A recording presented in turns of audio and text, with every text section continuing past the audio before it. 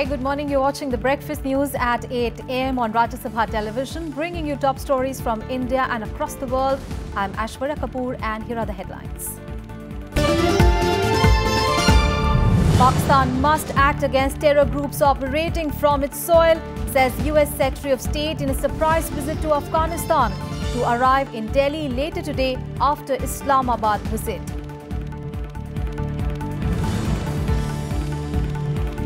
India will resolve all irritants in ties with Bangladesh with sincerity, says External Affairs Minister Sushma Swaraj, inaugurates 15 Indian assistant development projects there.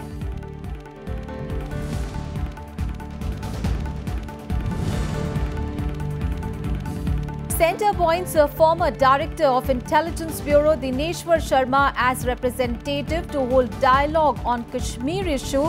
Chief Minister Mufti says dialogue is the need of the hour.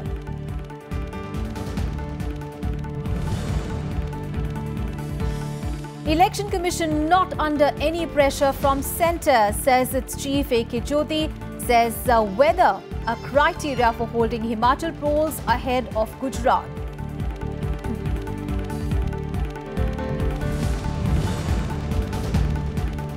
An Indian team for upcoming 3 T20 match series against New Zealand announced. Shreyas Iyer and Mohammad Siraj, two new faces in the team. Our top story this morning, US Secretary of State Rex Tillerson is expected to deliver a blunt message to his Pakistani host about cracking down on safe havens of terror during his maiden visit to Pakistan today. Ahead of the visit, Rex Tillerson made an unscheduled visit to Afghanistan on Monday, insisting there that Islamabad must step up action against terrorist groups that have found safe havens within its borders. Tillerson will arrive in New Delhi later this evening after his Pakistan visit. It was a brief, unannounced trip, shrouded in secrecy by US Secretary of State to Kabul. Rex Tillerson was on the ground for just over 2 hours in Afghanistan and met with President Ashraf Ghani. The visit coming amid an upstick of violence in the Afghan capital. The visit is part of Tillerson's week-long trip to the Middle East, South Asia and Europe. He will be in Pakistan today and then will be in New Delhi later today. In Afghanistan, Tillerson addressed the press at Bagram Airfield, largest US military base in Afghanistan, reiterating in no uncertain terms the focus of Trump administration's policy on South Asia, saying that the whole strategy is a conditions-based approach. This is a conditions-based approach, and so our relationship with Pakistan will also be conditions-based. It will be based upon whether they take action that we feel is necessary to move the process forward of both creating the opportunity for reconciliation and peace in Afghanistan, but also ensuring a stable future Pakistan. The statement by US Secretary of State comes before his visit to Islamabad and has given enough indications that he will talk tough on terror with the Pakistani leadership. Earlier in August, US President Donald Trump had unveiled his Afghanistan and South Asia policy, in which he had hit out at Pakistan for providing safe havens to the agents of chaos and had warned Islamabad that it has much to lose by harboring terrorists. On Monday, Tillerson said that the US had made specific requests to Pakistan to take action to undermine the support that the Taliban and the other terrorist organizations receive in Pakistan. He added that his country was increasingly concerned about the stability of Pakistan, which has a large nuclear arsenal. In our conversations with Pakistani leadership, we're as concerned about the future stability of Pakistan as we are in many respects here in Afghanistan. Pakistan needs to, I think, take a clear-eyed view of the situation that they're confronted with in terms of the number of terrorist organizations that find safe haven inside of Pakistan. After Pakistan, Tillerson will arrive on a 3-day maiden official visit to India. During the visit, he will call on Prime Minister Narendra Modi and meet External Affairs Minister Sushma Swaraj as well. Apart from underlining strategy to make India the centerpiece of Washington's South Asia policy, the visit also aims at establishing a rules-based order in the Indo-Pacific to counterbalance an expansionist China. Tillerson is on a 5-nation visit, including Saudi Arabia, Qatar, Pakistan and Switzerland. Bureau Report, Rajya Sabha TV. Meanwhile, Afghanistan President Ashraf Ghani will arrive in New Delhi today on a day-long working visit. In the wake of the continued suicide terror attacks, Afghanistan President Ashraf Ghani, who will hold detailed discussions on ensuring safety for development projects in the landlocked Central Asian country. Ghani will hold a one-on-one and a delegation-level talks with Prime Minister Narendra Modi on mutual, regional and global issues.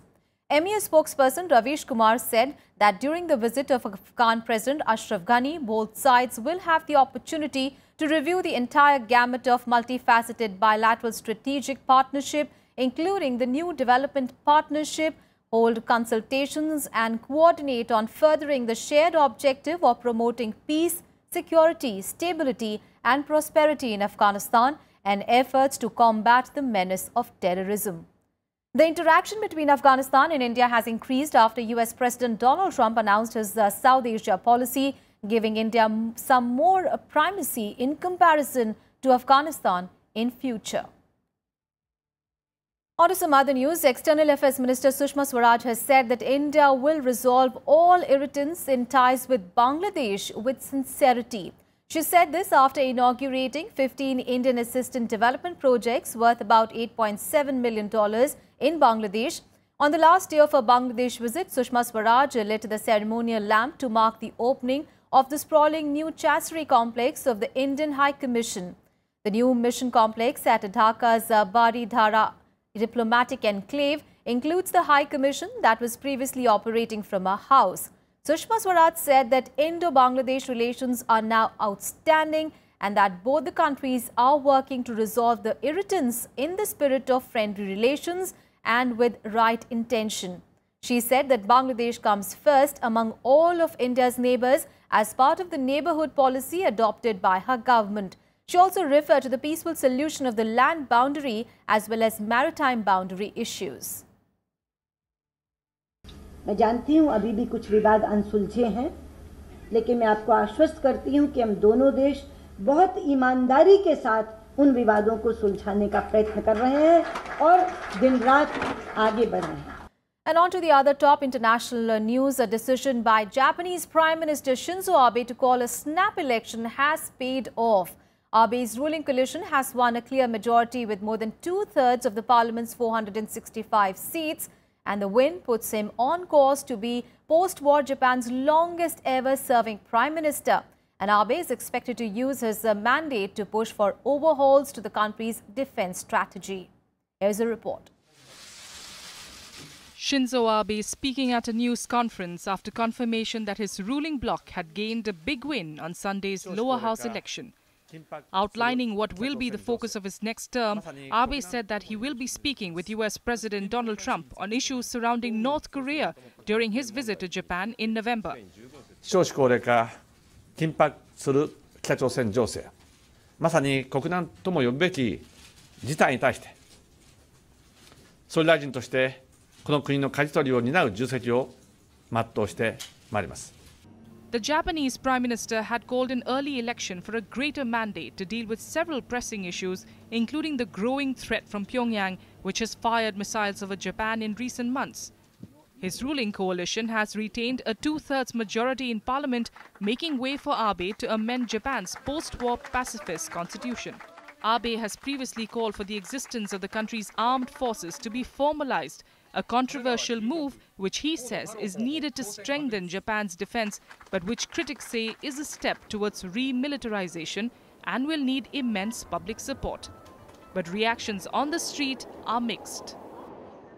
安倍政権を倒して何がしたいのかというのが分からなかったので、じゃあ自分たちだったら何ができるのかっていうのをちゃんと教えてほしいなと思いました。日本のリーダーとしてはちょっとやり方は汚いんじゃないのかなとか思ったりする点はありましたかね。問題が多くありすぎたので、とりあえず総理は変わった方がいいんじゃないのかなっていうのはありますね。 Soon after the results came in, US President Trump and other leaders called on Abe to congratulate him. China too reacted, saying that it was looking forward to continue the relationship. 中方重视发展中日关系，希望日方恪守中日4个政治文件和4点原则共识，采取实质行动，推动两国关系稳定改善。同时，我们希望日方能够继续走和平发展道路。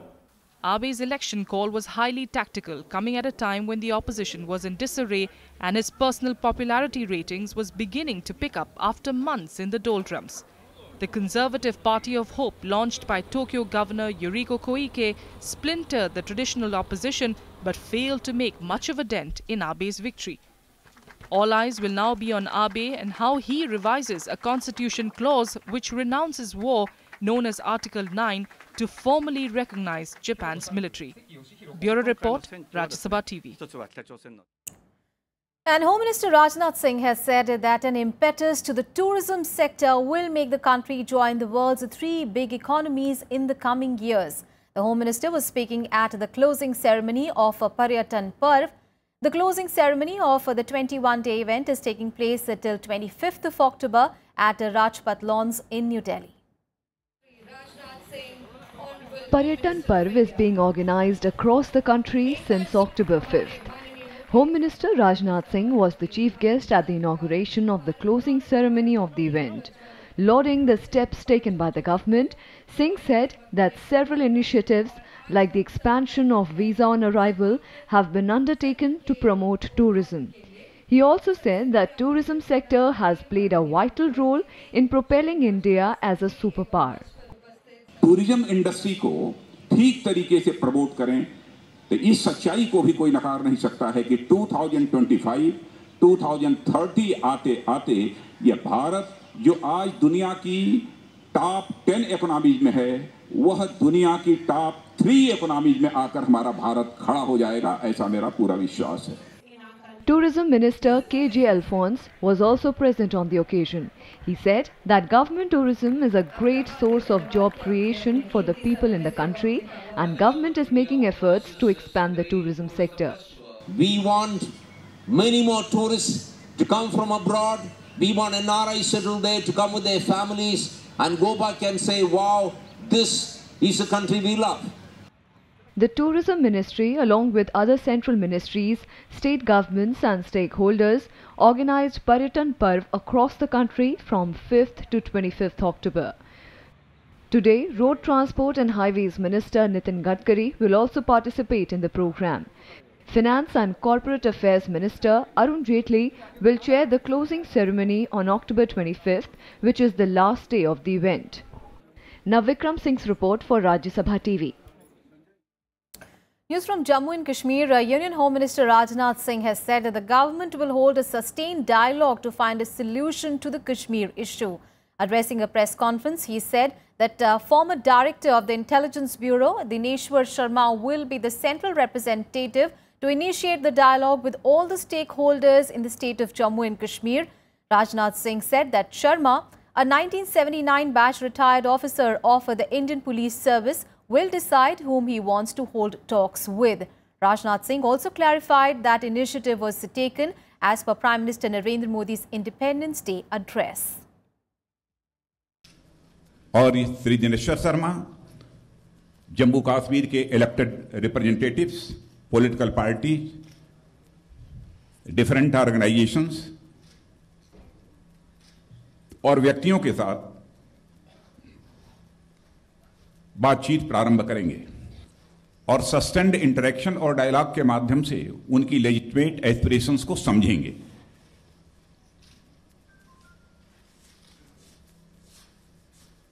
और इसमें समाज के सभी वर्गों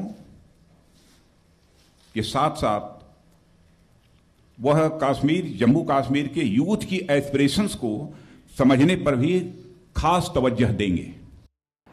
हम आशा करते हैं कि हम भारत सरकार ने जो हमसे एक्सपेक्टेशन है भारत सरकार का या देश की जनता का, उसको हम पूरा कर पाएंगे. प्रायोरिटी तो अभी वहाँ पर शांति बहाल होना है और एक कोई वहाँ एक परमानेंट सॉल्यूशन कोई ढूंढना है. देखते हैं कैसे होता है. आज मुझे खुशी है कि ultimately something has started and we are hopeful कि जो इस वक्त का जो माहौल है इसमें लोगों में एक कॉन्फिडेंस बिल्ड मेजर हो जाएगा. It's a confidence building measure और इसकी एक अच्छी स्टार्ट है और जरूरी शुरुआत. It's a good start and it's a necessity of the time which we have, which is supposed to be there. और I once again welcome. And in Breakfast News, we'll take a very short break. We'll be back with more news. Stay with us. Welcome back after the break, and now news on the upcoming assembly elections. The scrutiny of nominations for the Himachal Pradesh assembly elections will take place today. On the last day of filing of nominations on Monday, 476 nominations were filed. The process for nominations began on 16th of October. And the last day for the withdrawal of candidature is 26th of October. The 68-member assembly will go to polls in a single phase on the 9th of November, and the counting of votes will take place on 18th of December. Meanwhile, in related news, the Chief Election Commissioner A.K. Jyoti has rejected the opposition's charge that the poll panel is working under the pressure of ruling party at the centre. In an interview with a news agency, the CEC said that the Commission does not meddle in the poll campaign and asserted that no special preference is being given to any political party.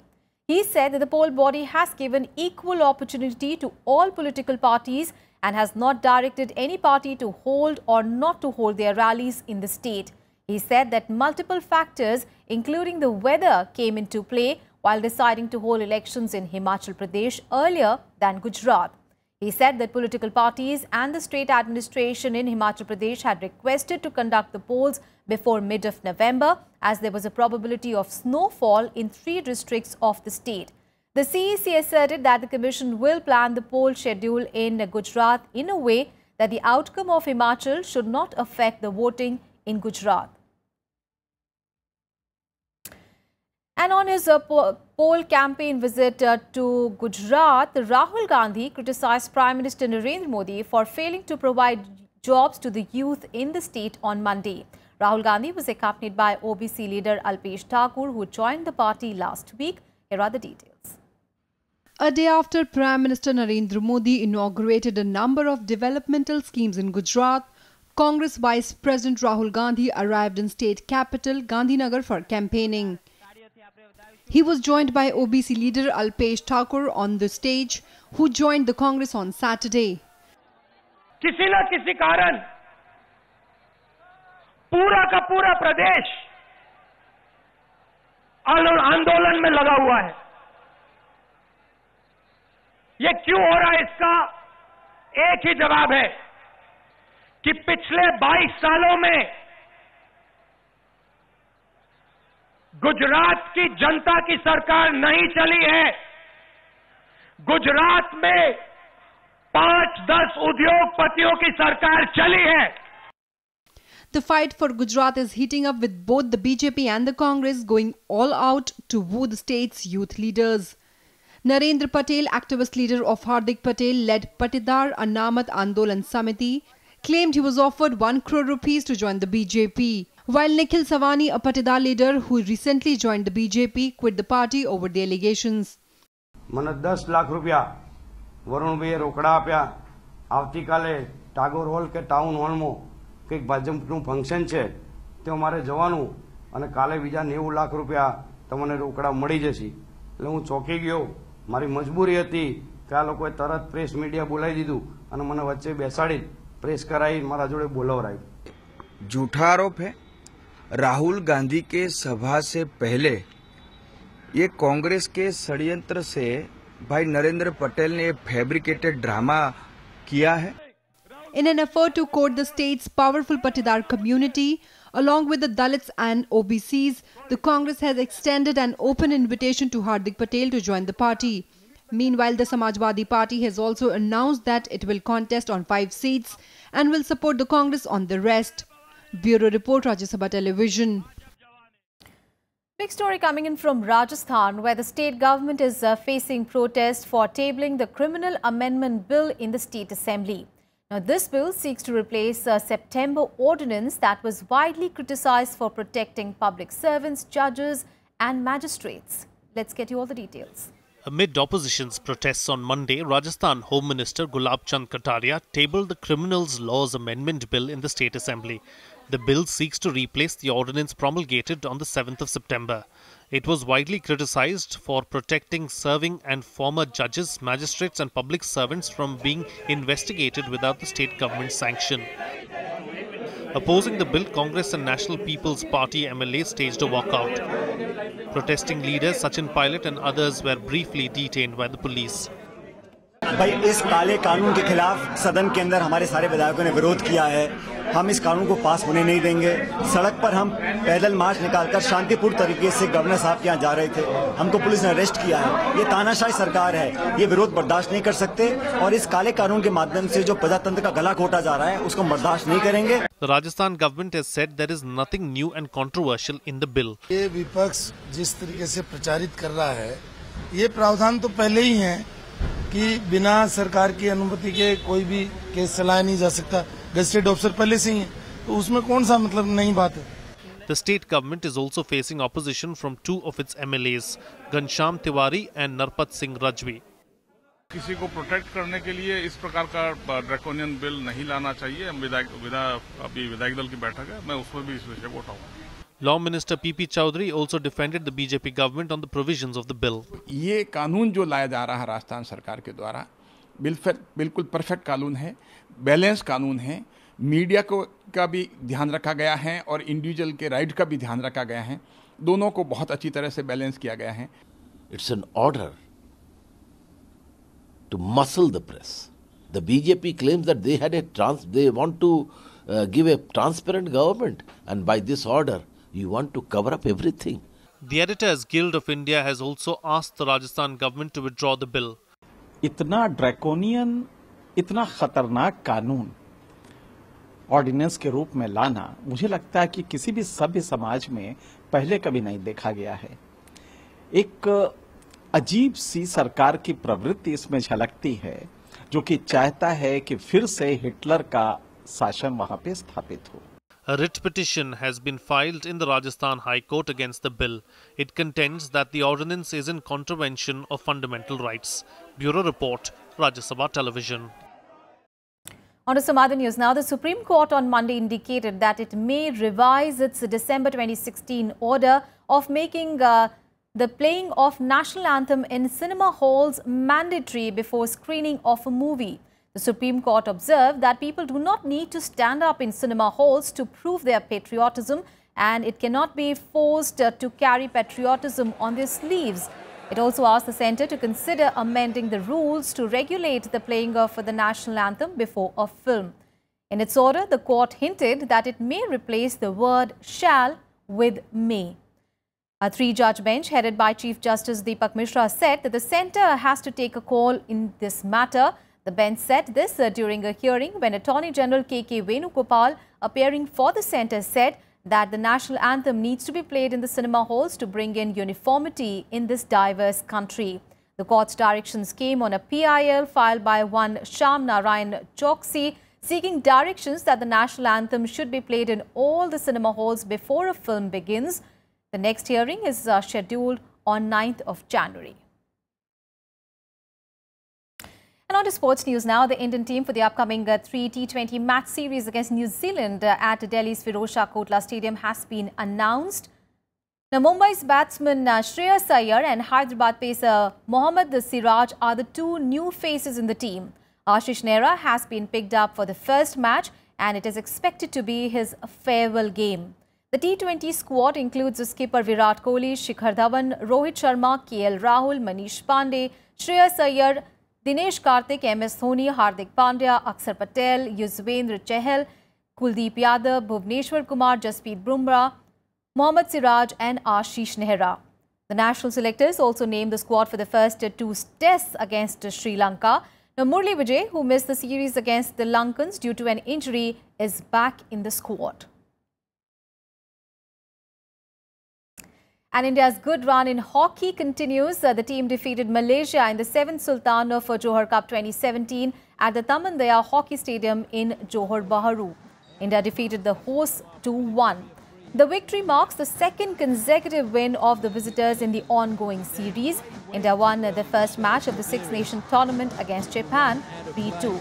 India will now face the US in their third match on 25th of October, that is tomorrow, and Australia on 26th of October and Great Britain on 28th of October. And 3 mixed team finals will set the ball rolling today on the day 1 of the International Shooting Sport Federation World Cup final, which started on Monday at the Dr. Karni Singh shooting range in New Delhi. The 3 team events include rifle, pistol and shotgun. Now, India has 2 teams who have qualified, 1 each in the rifle and pistol events.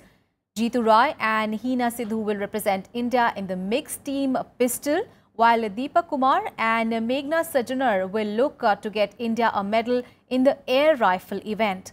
The day will conclude with a trap mixed team final. News from the world of badminton. The French Open Super Series will begin today at Paris. Now, ace Indian player and newly crowned Denmark Open champion Kidambi Srikanth will spearhead the nation's challenge at the Super Series tournament.